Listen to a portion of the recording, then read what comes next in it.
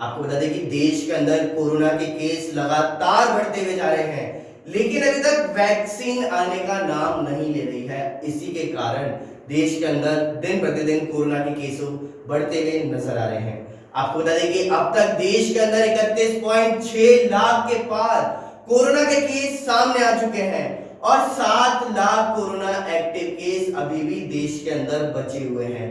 ये अच्छी बात है कि कोरोना मरीजों की संख्या सही होने की आंकड़ा बहुत अच्छा है, लेकिन अभी भी दिन प्रतिदिन देश में कोरोना के आंकड़े बढ़ते हुए नजर आ रहे हैं। आखिर कब इस कोरोना पर रोकथाम लगाई जाएगी, आइए नजर डालते हैं एक खास रिपोर्ट की ओर।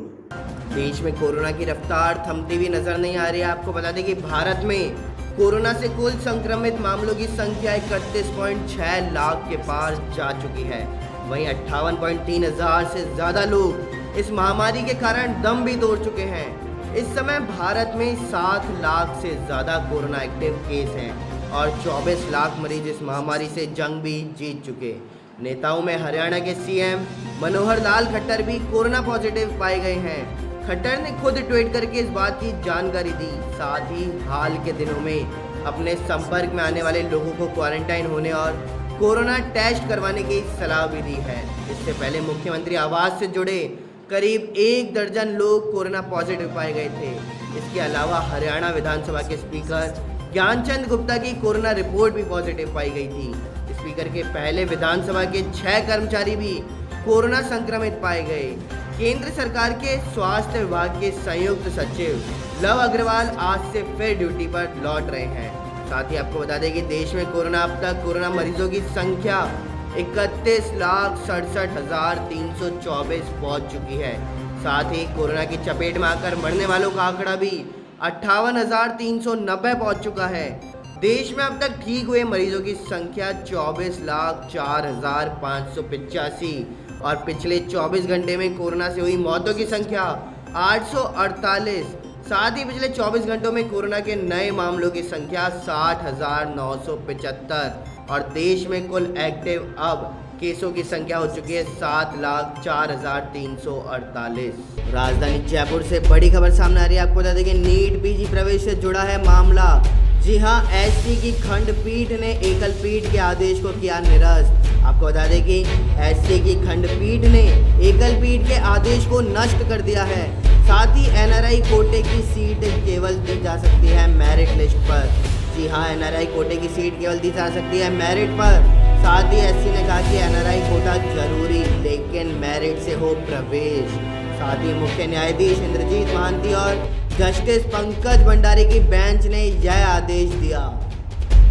आपको बता दें कि पत्रकार बेखौफ होकर कार्य करते हैं, लेकिन अगर एक पत्रकार की ही गोली मार करके हत्या कर दी जाती है तो आखिर देश के सामने सच कौन लेकर के आएगा। जी हाँ, एक ऐसा ही मामला यूपी के बलिया से सामने आया है, जहां पर एक टीवी चैनल के पत्रकार को उसी के बच्चों के सामने गोली मारकर हत्या कर दी जाती है। लेकिन आखिर एक पत्रकार को क्यों गोली मारी गई, आखिर एक पत्रकार को उसी के बच्चों के सामने क्यों गोली मारी गई, आइए जानते हैं इस खास रिपोर्ट से। अब हम लोग बच्चे हैं, इससे आगे बढ़ेंगे भाई। आप लोग यहाँ से या तो सरकार छोड़ के जाइए। आप लोग क्या कर रहे हैं? आप लोग क्या कर किया गया कि नहीं किया? कई बार आप लोग को सबको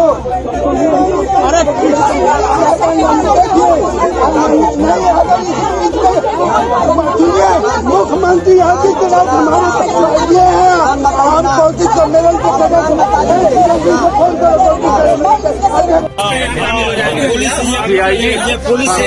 आजमगढ़ डीआईजी ने कहा है कि जमीन पे घास पुआल का मामला था और उसको लेके उसको गोली मारी गई। क्या मामला है, क्या ऐसा मामला है? नहीं, कोई पुआल का कोई इसका मामला नहीं था। वहाँ पर चल करके देख लीजिए, न वहाँ पुआल है न भूसी है, कोई कुछ नहीं है वहाँ पर। ये आरोप लगाया है कि धान और पुआल, वहाँ आपका पुआल रखा हुआ था, उन्होंने धान ले आकर रख दिया, इसको लेकर वहाँ मारपीट हुआ है। नहीं, कुछ नहीं रखा गया है, तुरंत देख लिया जाए। तो आपको लगता है कि पुलिस झूठी कहानी? हाँ, पुलिस एकदम झूठी कहानी ये कर रही है। इसमें कौन पुलिस का अधिकारी शामिल है? हैं? पुलिस का कोई अधिकारी शामिल है इसमें? ससिमौली है। कौन सा सिमौली है? ससिमौली जो इंचार्ज यहाँ पर। मैंने झूठी कहानी बनाए हैं। हाँ, कहाँ के इंचार्ज है? फिपना के। चलिए तो हमको आप मानते और ये वहाँ गए हैं और गाड़ी तुरंत गाड़ी लेकर के भाग गए हैं वहाँ से। एट स्पॉट वो घटना पर ये सचमौली थे। मैंने मोबाइल फोन करके हाँ हाँ। इसके मतलब जो आला अधिकारी हैं डीआईजी आजमगढ़ वगैरह, ये लोग भूसी और ये सब मामला आया, ये बिल्कुल झूठा मामला ये है। बिल्कुल झूठा मामला है। एट स्पॉट चल करके देख लिया जाए। मतलब बलिया एसपी से लेके जो अधिकारी हैं सब झूठ बोल रहे हैं। हाँ, एक तरह से ये कहा जाए कि बलिया पुलिस के अधिकारी अपने उच्च अधिकारियों को गलत रिपोर्ट हाँ, गलत रिपोर्ट दे रहे हैं। जो अवनीश अवस्थी सर हैं उनका बयान आया है भूसा और भूसी को लेके कि रखा हुआ था, उसके एवज में हटाने को लेके गोली मारी गई। नहीं, कोई न भूसी रखा है न पुआल रखा है। एट स्पॉट कोई ऐसी बात नहीं। आज कोई विवाद भी नहीं। आज कोई विवाद नहीं था। उसको धोखे से बुला कर ले धोखे के बुला करके ले गए हैं। हाँ, आप ये बताएं चाचा कि वहाँ से थाना है कितनी दूर जहाँ पे हत्या हुई? 20 कदम। हाँ, तो 20 कदम है। सिर्फ 20 कदम? हाँ, सिर्फ 20 कदम। मतलब थाने के सामने एक तरीके से। हाँ। उत्तर प्रदेश के बलिया जिले के फेफना थाना क्षेत्र में सोमवार को एक न्यूज चैनल के पत्रकार रतन सिंह की हत्या के मामले में पुलिस ने 6 आरोपियों को गिरफ्तार किया है। आपको बता दें कि अपर पुलिस सचिव अवनीश अवस्थी ने जानकारी देते हुए बताया कि इस मामले में मुख्य आरोपी अरविंद सिंह, दिनेश सिंह और सुनील सिंह समेत 6 लोगों को गिरफ्तार कर लिया गया है। पुलिस का कहना है कि हत्या जमीन विवाद में की गई है। साथ ही आपको बता दें कि डीआईजी सुभाष चंद्र दुबे ने बताया कि मृतक एक पत्रकार था, लेकिन उनकी हत्या के पीछे पत्रकारिता का कोई लेना देना नहीं है। इस वारदात को 2 पक्षों के बीच जमीनी रंजिश की वजह से अंजाम दिया गया है। आरोपियों को गिरफ्तार भी कर लिया गया। साथ ही आपको बता दें कि सोमवार रात पट्टीदारों ने गोली मारी थी। गौरतलब है कि सोमवार रात को रतन सिंह को अपराधियों ने उनके घर के पास गोली मारी। उन्हें अस्पताल पहुंचाया गया, जहां डॉक्टर ने उन्हें मृत घोषित कर दिया। पुलिस अधीक्षक देवेंद्र नाथ ने बताया कि झगड़े के दौरान पट्टीदारों ने पत्रकार रतन सिंह को गोली मारी है। पुलिस ने शव को अपने कब्जे में लेते हुए मामले की छानबीन भी शुरू कर दी है। पत्रकार रतन सिंह की हत्या पर बलिया श्रमजीवी पत्रकार यूनियन ने गहरा आक्रोश भी व्यक्त किया है। आपको बता दें कि इससे पहले 20 जुलाई को प्रदेश के गाजियाबाद के विजयनगर में अपराधियों ने अपनी बेटी के साथ स्कूटी से घर लौट रहे पत्रकार विक्रम जोशी को उनके घर के पास गोली मार दी। बुरी तरह घायल विक्रम जोशी की घटना के 2 दिन बाद अस्पताल में मौत हो गई। पुलिस इस मामले में कार्रवाई करते हुए सभी 10 आरोपियों को गिरफ्तार कर लिया है। थाना फेफना अंतर्गत ग्राम फेफना में रतन सिंह की आज गोली मारकर हत्या कर दी गई। ग्राम प्रधान के दरवाजे पर इन्हें गोली मारी गई। बताया जाता है कि दिसंबर में इनके पुआल रखने के लेकर के विवाद हुआ था। इनके पट्टीदारों में मारपीट हुई थी। अरविंद सिंह और दिनेश सिंह इनके पट्टीदार हैं, जिनमें झगड़ा हुआ था। तत्समय अभियोग पंजीकृत किया गया था। उस अभियोग में सम्यक कार्रवाई की गई थी। आज रतन सिंह को एक लड़का बुलाकर ग्राम प्रधान के घर के पास ले गया।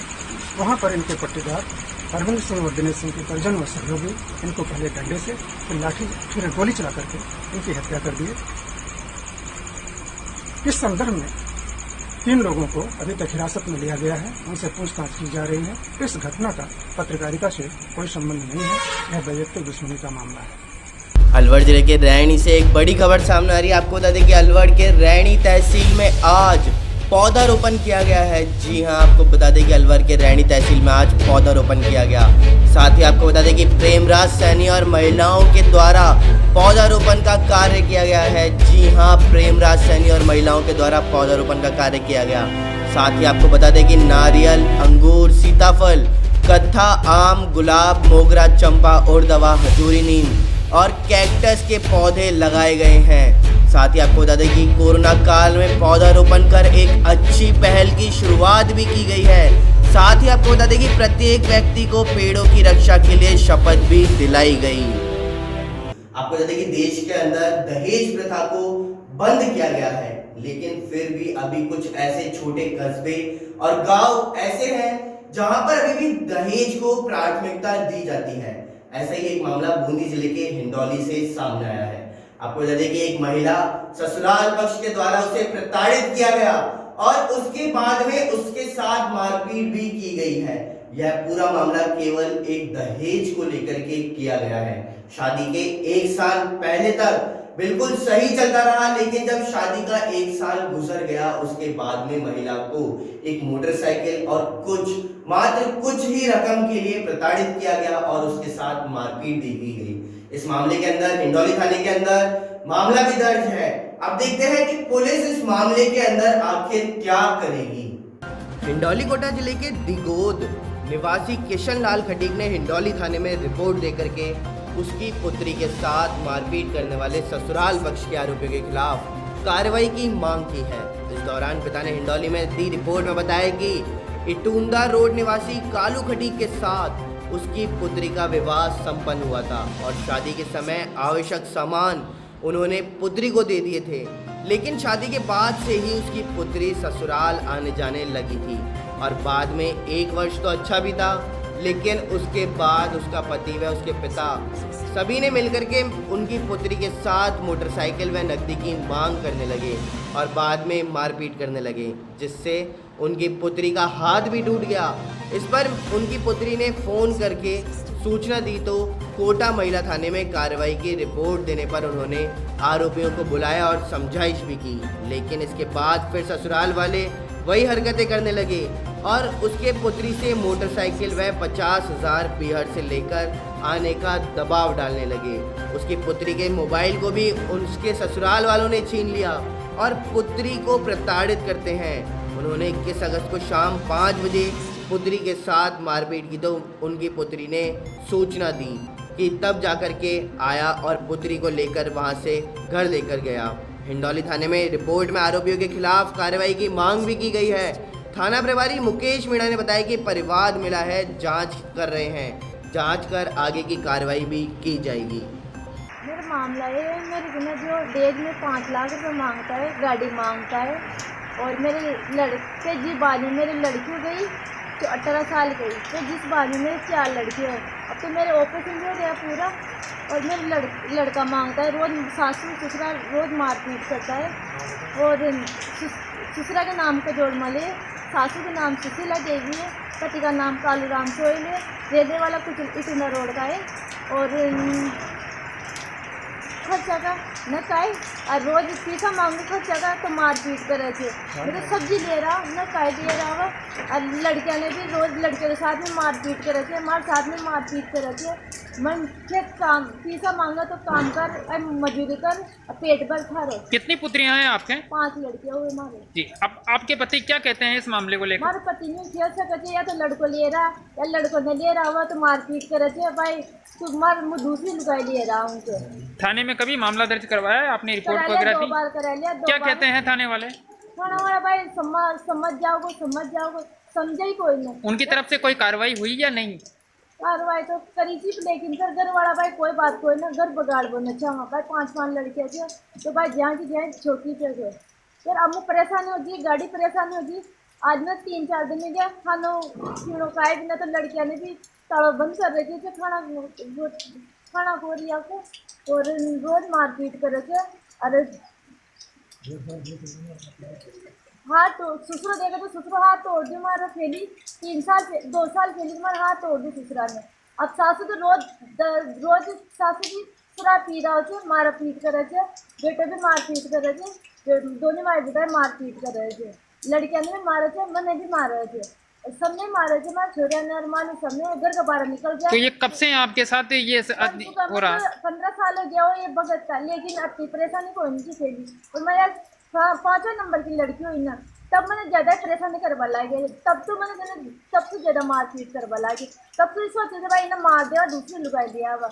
अभी ये सोचे थे भाई मैंने ये दूसरी लुगाई को पूछे तो फल हार दी 24 घंटा रात के 12 बजे आओ तनख्वाह दिया दो टाइम में क्यों दुकान को बाहर ले दे भाई दुकान पर चूमो दुकान 6 बजे दुकान बंद हो जाओ 11 बजे 2 बजे तक दुकान पर सो आओ।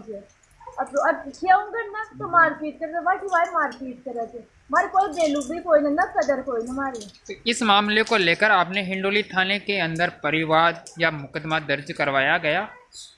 इनको नहीं तो न कराया अब कराए, पहले तो नहीं कराए। बस समझ जाओ, नहीं समझाओ। कौन से थाने में कराया? महिला मारपीट कर, रोज मारपीट करके मुझे लड़का खड़े से ले रहा। तो महिला थाने में जो आपने परिवाद वगैरह या रिपोर्ट दर्ज करवाई, उसमें से क्या जवाब आया आपको? कोई जवाब नहीं है। वो बोला कि अब मारपीट ना करूँगा, अब बड़ा रकम ये परेशानी ना होगी, ताकि 2, 3, 15, 20 दिन सही दियो। फिर बाकी वाइट महिला थाना में काय करेगी, वो लुगाई बेटी जो वो काय करेगी। मैं मर्द आदमी और मर्द आदमी की तरफ बातें करे, यूँ करे, अच्छा वो लुगाई से तो कई धमकी न पड़ी ऊपर। बूंदी जिले के नैनवा से बड़ी खबर सामने आ रही है। आपको बता दें कि बूंदी आबकारी पुलिस टीम की बड़ी कार्रवाई देखने को मिली है। जी हाँ, बूंदी आबकारी पुलिस की बड़ी कार्रवाई देखने को मिली है। आपको बता दें कि आबकारी टीम ने 3000 लीटर हथकढ़ शराब को किया है नष्ट। जी हाँ, 3000 लीटर हथकड़ी शराब को नष्ट किया गया है। साथ ही भट्टियों सहित 42 लीटर हथकड़ शराब जब्त भी की गई है। आपको बता दें कि जिला आबकारी अधिकारी के निर्देश पर इस कार्रवाई को किया गया है। साथ ही दबलाना क्षेत्र के शंकरपुरा अमली का झोपड़ा में यह कार्रवाई की गई। आपको बता दें कि सेडवा के प्राथमिक स्वास्थ्य केंद्र में आज पौधारोपण का कार्य किया गया।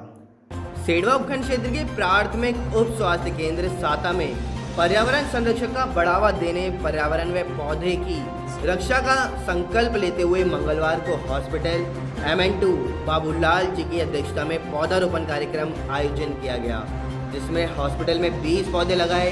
इस दौरान एम्बुलेंस पायलट पर्यावरण प्रेमी दिनेश बिश्नोई ने बताया कि पेड़ पौधे मानव जीवन के लिए सबसे बहुमूल्य प्रकृति संसाधन है। पेड़ पौधे लगाना हमारा दैनिक दायित्व बनता है और पेड़ पौधे पुत्र के समान होते हैं, जिसे लगा करके उसका हिफाजत करना और उसको बड़ा करना एक पुण्य व धर्म का कार्य होता है। पौधारोपण कार्यक्रम के दौरान इस अवसर पर LT राजू गोदारा, पायलट जगदीश बिश्नोई, निषेध राजपुरोहित देव मौजूद रहे। आपको बता दें कि 12 जिले से कल एक बड़ी खबर सामने आई थी, जिसके अंदर खदान के अंदर नहाने गए 3 युवकों में से एक युवक डूब गया था। पुलिस ने रेस्क्यू करके बड़ी मशक्कत के बाद उस शव को आज तलाश करके निकाल लिया गया। 12 के समरानिया के पास कृषि मंडी के निकट एक पत्थरों की खदान में कल दोपहर को समरानिया कस्बे के 3 लड़के नहाने गए थे, जिसमें एक लड़का पानी में डूब गया था। लड़के को डूबता देख इसके साथ गए लड़के मौके से फरार हो गए थे। परिजनों को सूचना मिलने पर 15 वर्षीय किशोर की तलाश की गई थी और इसके बाद सुराग नहीं मिलने पर पुलिस को सूचना दी गई थी। पुलिस ने सुबह रेस्क्यू टीम बुलाकर बालक खदान में से रेस्क्यू ऑपरेशन कर बालक का शव बाहर निकाला है। शव परिजनों को सौंप भी दिया गया। वहीं मौके पर DSP और थानाधिकारी दोनों मौजूद रहे थे। आपको बता दें कि राजधानी जयपुर के अंदर लगातार पेरेंट्स के द्वारा स्कूल फीस को लेकर के विवाद लगातार चलता हुआ नजर आ रहा है। आपको बता दें कि पेरेंट्स का कहना है कि नो स्कूल नो फीस, लेकिन इसी को लेकर के सोफिया पेरेंट्स एसोसिएशन की ओर से सोफिया स्कूल के मेन गेट पर शांतिपूर्वक तरीके से फीस को लेकर के धरना दिया गया। साथ ही आपको बता दें कि सोफिया स्कूल एसोसिएशन को ज्ञापन भी पेरेंट्स के द्वारा दिया गया है।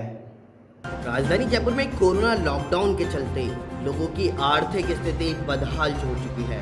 पूरा देश आर्थिक संकट से जूझ रहा है। स्कूल की तरफ से भी दबाव बनाया जा रहा है कि फीस जमा कराएं, लेकिन बच्चों को पेरेंट्स को नोटिस भेजा जा रहा है। पहले तिमाही की फीस जमा नहीं कराई गई तो 10वीं व 12वीं बोर्ड की परीक्षा का रजिस्ट्रेशन नहीं करने दिया जाएगा। सोफिया पेरेंट्स एसोसिएशन की ओर से अभिभावकों ने शांतिपूर्वक फीस माफ को लेकर के सोफिया स्कूल के मेन गेट पर विरोध प्रदर्शन किया। बड़ी संख्या में अभिभावक बारिश के मौसम में पहुंचे और सरकारी एडवाइजरी और सोशल डिस्टेंसिंग के साथ बैनर लेकर खड़े हुए नजर आए हैं। बैनर में no school no fees, school is the temple of विजमेंट नोट ए बैंक, स्कूल अभिभावकों की पीड़ा को समझें। इसी तरीके के बैनर्स को लेकर शांतिपूर्वक प्रदर्शन किया गया। स्कूल प्रिंसिपल एसोसिएशन के लोगों को डेलीगेशन के रूप में बात करने के लिए बुलाया। हिना साधवानी ने बताया कि स्कूल प्रिंसिपल सिस्टर को पेरेंट्स की पीड़ा बताई और इसको लेकर के उन्हें एक ज्ञापन भी दिया गया। ज्ञापन में 3 महीने की फीस अप्रैल, मई, जून की माफ़ हो। बाकी की फीस में ट्यूशन फीस का 25% फीस पेरेंट्स ली जाए, क्योंकि टीचर्स ऑनलाइन बच्चों को पढ़ाई करवा रही हैं। उस चीज़ का ख्याल रखते हुए पेरेंट्स 25% ट्यूशन फीस का देने को तैयार हैं। उन्होंने बताया कि प्रिंसिपल सिस्टर ने आश्वासन भी दिया कि ज्ञापन को अजमेर में मिशनरी बोर्ड में भेज दिया जाएगा और पेरेंट्स से कुछ समय मांगा गया है। आपको बता दें कि मुंबई दिल्ली एक्सप्रेस हाईवे में जमीन अवाप्ति के मुआवजे को लेकर के 21वें दिन भी धरना प्रदर्शन जारी रहा। साथ ही साथ आपको बता दें कि इस धरने के अंदर महिलाएं के साथ साथ बच्चे भी दिखाई दिए हैं। दौसा जिले की विधानसभा लालसोट के कई गांवों में दिल्ली मुंबई एक्सप्रेस हाईवे में जमीन अवाप्ति का मुआवजा को लेकर क्षेत्र में किसानों का 21वें दिन भी धरना प्रदर्शन जारी रहा। उपखंड रामगढ़ पचौरा के गांव बिडोली में किसानों के साथ आज धरने में बच्चे भी दिखे। गांव बाढ़ मुंडिया, रामपुरा, देवली गांव, अरनिया और डूंगरपुर में किसानों के साथ महिलाएं भी धरने में भाग ले रही हैं। साथ ही आपको बता दें कि भारत माता परियोजना Delhi Mumbai expressway highway 148 N में अधिग्रहण की गई जमीन का उचित मुआवजा नहीं दिए जाने के विरोध में बच्चे और महिलाएं भी धरने में सरकार को कोस रहे हैं। जमीन अधिग्रहण कानून 2013 में बाजार तय कर बाजार भाव का 4 गुना मुआवजा का प्रावधान होने के बावजूद किसानों को मुआवजा नहीं मिलने से रोष बना हुआ है। भारत भूमि बचाओ संघर्ष कमेटी के जिला उपाध्यक्ष ब्रजमोहन अरनिया ने उद्योग मंत्री प्रसादी लाल मीणा से मांग करते हुए कहा कि किसानों के इस मुद्दे को विधानसभा में उठाएं, जिससे किसानों का भला हो सके। इस दौरान जिलाध्यक्ष हनुमान सिंह राजपूत, बड़कापाड़ा उपाध्यक्ष ब्रजमोहन शर्मा अरनिया, रामगढ़ पचौरा तहसील अध्यक्ष कैलाश मीणा, रामराज गुजर, भरतलाल मीणा, रामस्वरूप खटाना, नरसीलाल मीणा, पप्पू लाल मीणा सहित अनेक किसान मौजूद रहे। आपको बता दें कि बूंदी जिले के हिंडौली में आज जिसने मास्क नहीं लगा रखा था उसका प्रशासन के द्वारा चालान काटा गया। बूंदी जिले के हिंडौली कस्बे में आज प्रशासनिक अधिकारियों ने मास्क नहीं लगाने वालों के सख्ती दिखाते हुए चालान काटे। आपको बता दें कि इस दौरान कस्बे में डीएसपी श्याम सुंदर बिश्नोई, एसडीएम मुकेश कुमार चौधरी, तहसीलदार केसरी सिंह ने कस्बे के बाजार में बिना मास्क लगाए घूम रहे दुपहिया वाहन चालकों व बिना मास्क लगाकर बैठे दुकानदारों के चालान बनाए हैं। इस दौरान एसडीएम मुकेश कुमार चौधरी ने बताया कि आज कुल 17 चालान काटे गए।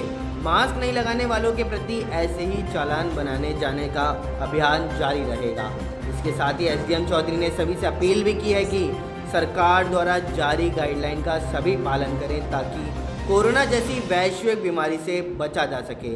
जितना हो सके सोशल डिस्टेंसिंग का पालन कर मास्क लगाएं। चालान बनाए जा रहे हैं, क्या कुछ समझाइश की जा रही है? किन लोगों के चालान बनाए जा रहे हैं? उन लोगों के चालान बनाए जा रहे हैं जो बार बार निर्देश देने के बाद भी बिना मास्क के घूम रहे हैं या बिना मास्क के सामान बेच रहे हैं। इसमें आज 17 चालान काटे गए हैं, तो 3400 रुपये की चालान राशि संबंधित डेट में जमा कराएंगे और समय समय पर लोगों को अवेयर किया जाएगा कि कोरोना से बचाव के लिए वो जो भी राज्य सरकार द्वारा प्रदत्त एडवाइजरी है सभी को फॉलो करें। ठीक है, इस खबर में इतना ही। देखते रहिए न्यूज़ ID। नमस्कार। वहीं आपको बता दें कि एनडीआरएफ की टीम मौके पर पहुंची और रेस्क्यू ऑपरेशन शुरू किया गया 12 में। सुशांत केस में बड़ा खुलासा हुआ है। सुशांत की मौत के दिन उनके घर जाने वाली मिस्ट्री गर्ल का राज खुला। शिबानी दांडेकर ने बोला, मुझे लेकर फेक न्यूज़ फैलाना बंद करें। वहीं आपको बता दें कि कोरोना का असर लॉकडाउन में छूट मिलते ही वसीयत कराने वालों की संख्या 37% तक बढ़ी। लोगों को डर कुछ हो गया तो बाद में परिवार के सदस्य प्रॉपर्टी को लेकर न झगड़े। कहते हैं कि सही रास्ते से चलकर कई मोहब्बतें पाक हो जाती हैं और भटकाव की चाहत कोई लोगों को सुन बन जाती है। ऐसा ही कुछ हुआ जयपुर कालवा रोड पर, जब दिव्या पार्लर के मालिक दीनदयाल सैन की पत्नी के रवि भोजन नाम के युवक से अवैध संबंध हो गए। सुशांत केस में एक और बड़ी खबर सामने आई है। आपको बता दें कि सीबीआई का कपूर अस्पताल के डॉक्टरों से सवाल, ऑटोप्सी रिपोर्ट में मौत का वक्त क्यों नहीं है? एम्स की फॉरेंसिक टीम ऑटोप्सी के वीडियो जांचेगी। हिंडौली के अंदर पुत्री के साथ मारपीट करने वाले ससुराल वाले आरोपियों के खिलाफ कार्रवाई की मांग की गई।